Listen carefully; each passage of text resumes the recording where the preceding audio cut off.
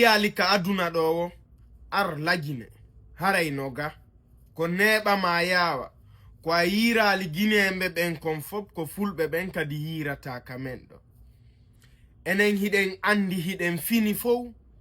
kala manti besoin kala manti pankare hun taway ko ene woni yeeso ko ene woni pilotude batowal ngal guine e affaire halkare yakkare nder réseaux sociaux musibe an culɓe en fo en yiyo video ɗo en nanimo yo Allah ulan faw en jang kono miɗo andi takko ko pellet si tawi hoore nden ko fuyi ala ko hoore ɓandu ndun geray ko faala min noon mi felata ɓeɗo moƴƴa ko omɓe mi felata ko influenceur ɓe créateur de contenu waɗuɓe ɗum ɗo ɓen njooɓa waɗuɓe ɗum ɗo ɓen valeur waɗi hoore mum star amen créyi goɗɗum lagine fo no wolde inde mum no fandi fayda mo waɗali ɗum ɗo woni ko acteur ma artiste même les autres fan ala fayda mo waɗali ɗum o challenge ɗo sinara ko min bote please parce que min miɗo andi ko honto mi fokkiti miɗo andi honto mi iwri quoi mi wolnode balle ɗo mi inni ɗum ɗo ko sabotugol mawɓe ɓen ko yawagol janguɓe ɓen woɓɓe nani woɓɓe nanali a hino récompense on ɗo o waɗi challenge a hewti ka duɗe o waɗi challenge a hewti ka julirdaji onon objectif mon on hari ko ɗum ɗo allahu akbar allahu akbar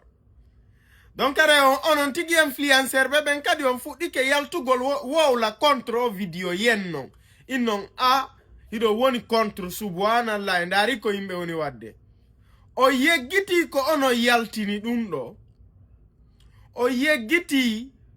enen ndara ɓen ka réseaux sociaux ko waɗɗe wo ko ɗum famɓe men ɓen ƴettata tekkaron ɗo o yeggiti famɓe ɓen no hooli en ka réseau ɗo ɓuri hay famille maɓɓe ɗin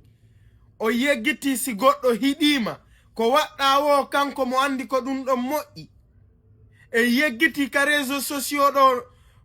ko ɓe janga ɓuri hewugol ko ɓe yiri e wo ko ɗum ɗon ɓe woni ƴettude ɓe waɗa kayede leçon ta goto yennuɓe s'il vous plaît kala do influenceur jo yennuɗo ɓeɗo wannoɗo vidéo challenge on holliɓe laawol ngol kala arɗo yenniɓe mawɓe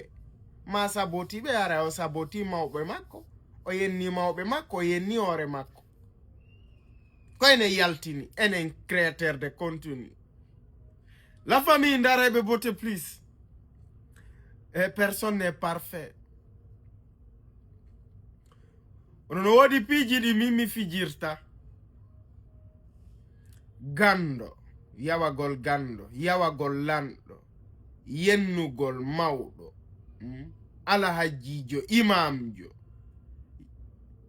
yawagol paramɓe ɓen mi waɗata ɗum noon ka réseaux sociaux adno ɓay ɓe yaltini challenge on ha joni no circulde woɓɓe waɗi série woɓɓe waɗi film woɓɓe waɗi sketch woɓɓe waɗi clip woɓɓe waɗi song joni woni slogan fulɓe ɓen ɗum si yewtoyi ka duɗe ko enen naɓi ton enen créateur de contenu ta goto yennu koye joyi min ko min nataɓe tun yoɓe continue ko ɓe woni wadde kom ɓe yaha ɓe jogo deftere nden ɓe yaha ka suudu Allah ɓe waɗa ɗi bêtise ji ɗo yoɓe continue no moƴƴani ɓe moƴƴa no moƴƴani famille ji maɓɓe ɗin no moƴƴani kamɓe mawɓe maɓɓe ɓe moƴƴa par ce que ko newɗa ɓiɗɗo ma o wo ko ɗum ɗon ndinnedi ɗon o ƴawdata e mum quoi sina ɗum allahu akbar enen en ani enen en ɗe yurmi quoi billahi wallahi enen haali pular ɗe yurmi